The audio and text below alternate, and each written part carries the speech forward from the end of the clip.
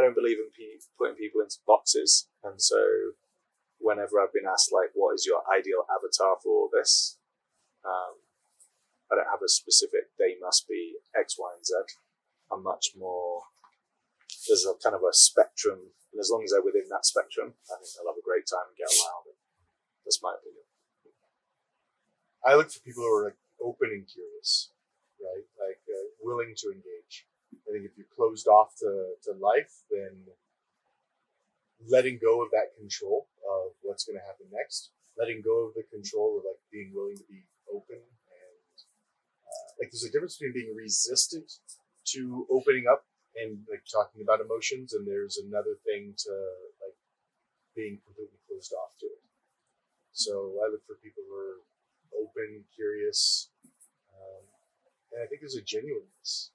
Sat down with each of you, and like you were genuinely open and curious about what this was and ready to engage. It wasn't a, you know what, I'm going to hold back and I'm not going to really show you who I am until until you prove something to me. You guys step in with that, and I look for that in every person. What do you hope that people are able to get out of this experience and take away as they go back to their day-to-day lives? I hope they see themselves and know themselves more deeply. And I hope that they connect with other people and realize these connections are available all the time. Like, I think there's a fallacy that as we grow older, like we don't make future friendships and we don't make deep connections. I think it's harder. I think that the opportunities are more rare, but that opportunity is always there. So it's that connectedness, it's that knowing of oneself, and hopefully stepping into life in a greater way. Mine's perspective. And in all forms that perspective comes in. And also just a little bit of just showing people what they're capable of. And we've had large discussions of what that means, but sometimes you have to chuck people in the deep end and show them they can actually swim.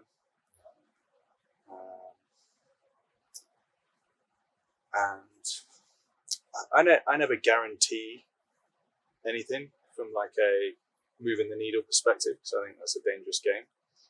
But I do really hope that people take something quite significant away and then actually apply it. So from my point of view, that's kind of why. Last question now.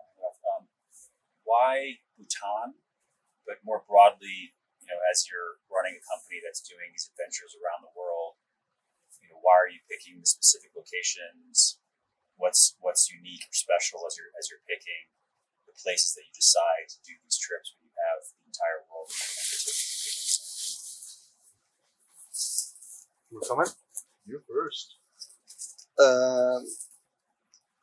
For me, it's driven very much by where I want to go and why, and where I think a lot of other people want to go if they could, but also introducing new countries that most people have never even heard of, and building something that I know that can be very special within that country that you just can't replicate in other places. And the cool thing about Bhutan is it has altitude, changeable weather, it's got the culture, it's got a broad range of activities, and when you come here, it almost feels like you have the country to yourself. It's very, very hard to find that anywhere else.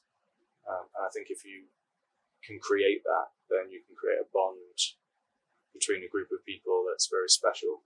But if you're going elsewhere, it's just not the same.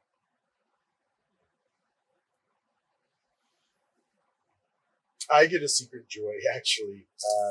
Each of you has had like release control. They go, okay, I don't know what we're doing. Right?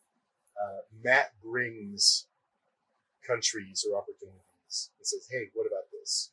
I don't bring it. Matt does. And usually when he does, if it's something that intrigues me, I'm like, yep, I'm in. And Matt's next question is often, how much would you like to know? Like as little as possible. Because I want to have the experience that you guys have. I love the not knowing. I love experiencing it the first time. And then after that, then I get to do all the research and learn and everything else. And so he's the one I trust to bring that forward. But then when we get to a place like Bhutan, why I love this country is the deep connection with nature, the deep history, and it's like fully ingrained with the spirituality of it. I find Buddhism fascinating because it's an ideology more so than a religion. It's entirely and deeply accepting. You're entrenched in it. Like everywhere you drive on the roads, you have these stupas, and you get to experience like the religion of it as you like move through it. There's wild and untamed portions. There's the contrast of more tamed portions, but it's all integrated with nature. So many reasons to love this country.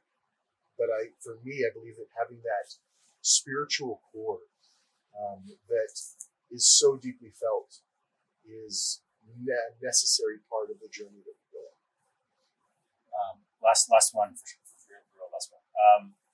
So one of the unique things about this adventure is you're both guides and leaders and planners of the group, but also you're very much a part of the group in a integrated way. And so how do you think about that dynamic, and why is that important?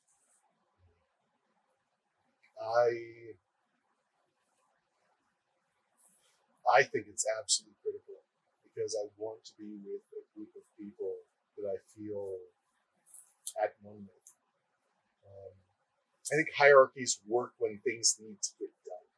But when you're growing, you're having experience together, appreciating strengths and appreciating specialities and allowing somebody with a strength or a gift in something or a particular knowledge to like lead that thing is incredible. But when you get to the point where there feels like a separation of us and them, it's not the same experience. You don't bond together. You don't grow together. You don't feel each other. And quite honestly, anytime there's some bit of hierarchy, there's also a distance in the emotional connection. You don't connect in the same way. So the only way I know how to do this for it to be felt and for it to be as powerful for you as it is for me, as it is for Matt, is if we're all on the same level. And that's the game I want to play. I don't like the hierarchy game in environments like this. Fuck that. I like it when we all get to come together and we get to know and see each other. We get to see each other's strengths. We get to support each other. We get to highlight each other's blind spots. We get to grow together. That's why it's important to me. Yeah, I'd echo all of that. And I think that ultimately it's very deliberate and it's built from the ground up like that. You know, it's not an accident that we just like, oh, these guys are a bunch of guys. Maybe they could be our mates. It's not like that. It's very much from the conceptual phase that how do we build something that we can go away and do quite a challenging journey as friends, but beginning as strangers. You know, it's quite a complex thing. And then add that depth in terms of push some buttons on the personal side, which is never easy to do with men or women, to be absolutely fair. You know, a lot of people are just closed off. And so to create that trust very quickly, I think it's imperative, to be honest. I think if we turned up and just like, we're the leaders, you guys are coming along on this, good luck.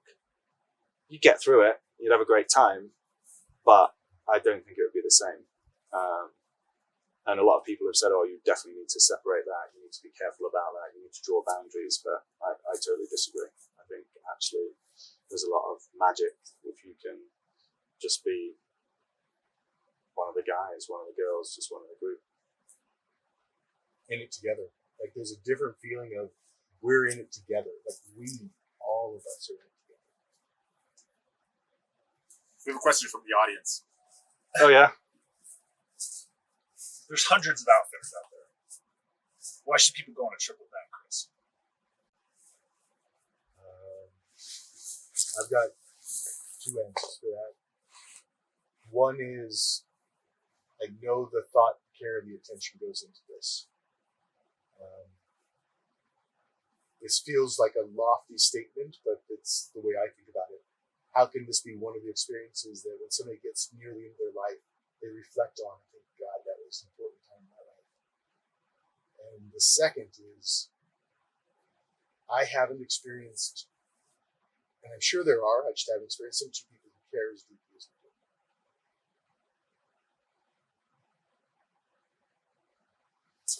So I'm always asking myself this exact question, Brian, and therefore I keep tabs on everything else that's happening around the world.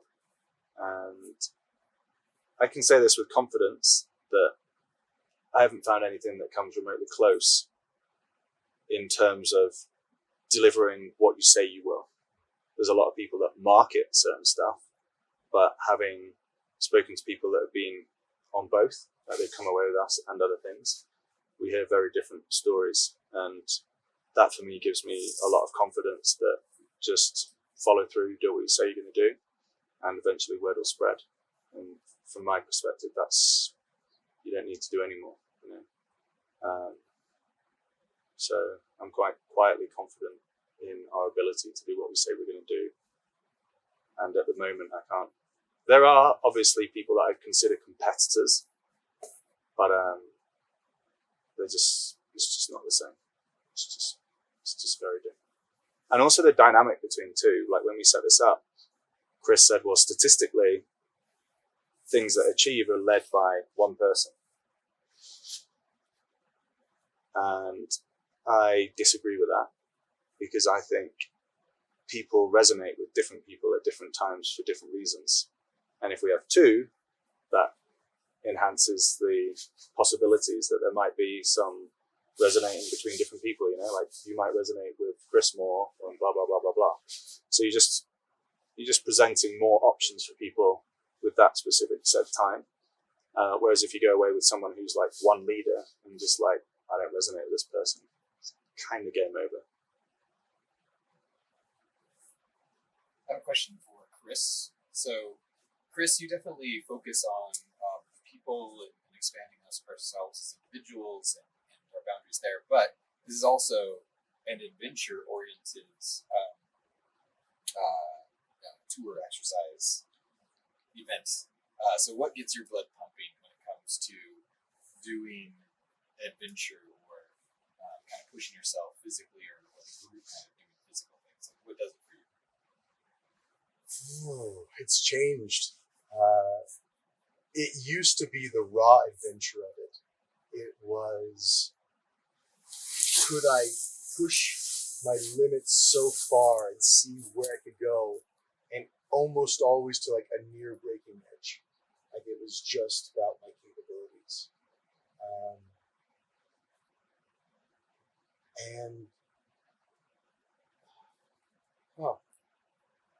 Yeah, it's,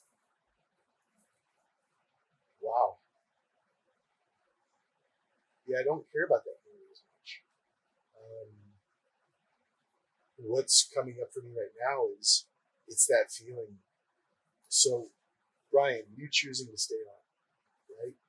Like that does it for me. We choosing to do this together, whatever that hardship is, the hardship of having a fall, and yet still choosing to be a part of the group because there was something compelling enough to stay for us to do it.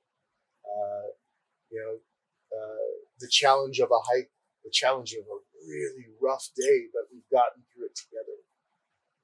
It has moved way more to what's the experience of us going through something hard together and coming through it more connected and even better on the other side.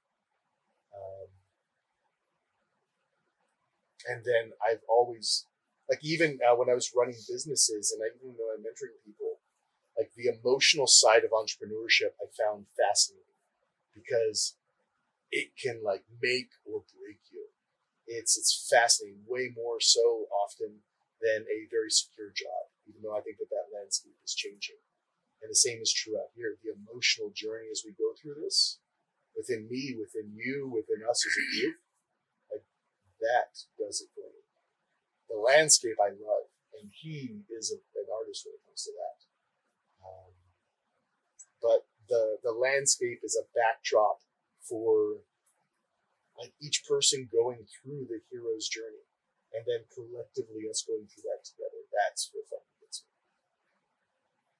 So, a question for Matt. So, most I think events are sort of training wheels on kind of tours. So, like, hey, there's the guardrails, and then make sure people are okay. You kind of take the training wheels off and you throw them away and let people do things that probably, that push their boundaries and let them expand who they are and what they do. What gives you the confidence to know that it's going to be okay, that is going to be a successful experience for everyone? Mainly experience myself in terms of, I've seen it time and time and time again now, where I see people just step into it. And so I have a great belief in other people, even before I know them, that they're way more capable and able than they realize. And arguably, sometimes I realize.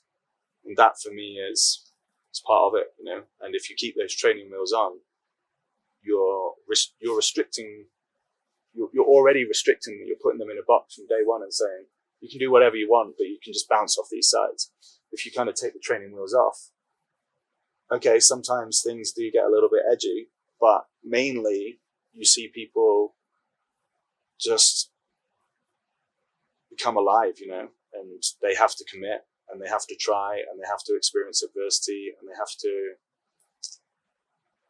achieve. And I think ultimately they have to do what they really know deep inside they want to do, and they want to see how far they can go. And for me, this is a big part of it, because I believe in the mental reference library, and the more good mental references you can provide to people throughout their lives, the more they can draw on that at a later stage. I do that a lot, and I'm still in contact from a lot of people from years and years ago that have done this, or even previous stuff. And they're always saying that if I didn't do this one thing, I never would have done this, this, and this, and this. And that for me is like massively rewarding, even though I know I'm taking a risk by doing it, but I believe I'm doing it for the right reasons, and sometimes you have to take a risk. So. What do you think about when you hear the word comfort?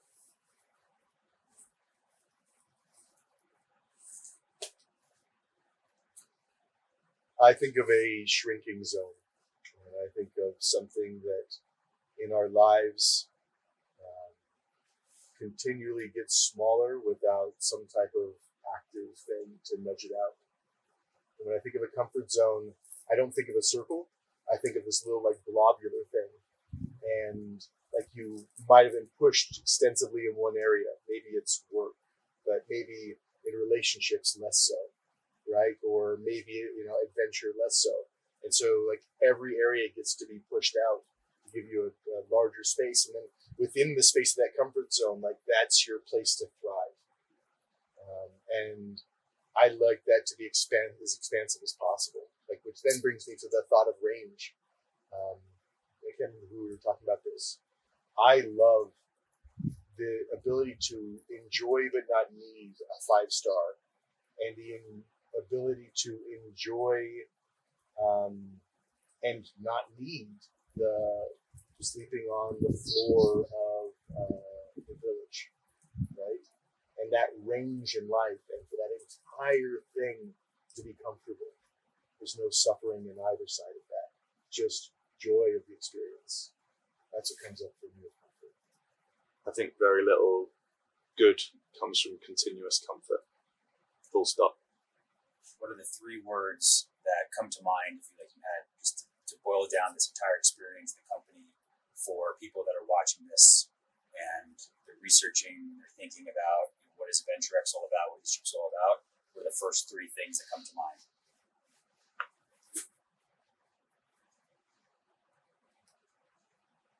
Okay. I get philosophical. Know thyself.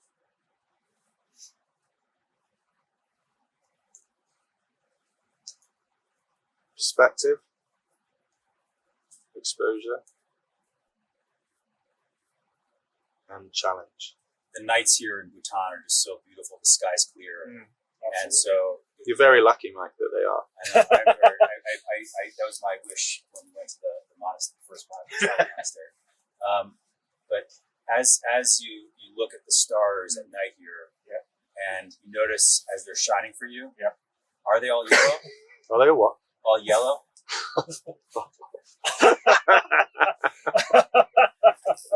How Can you very, repeat- can you how repeat very his question? predictable. We can't hear in the audience. How very predictable.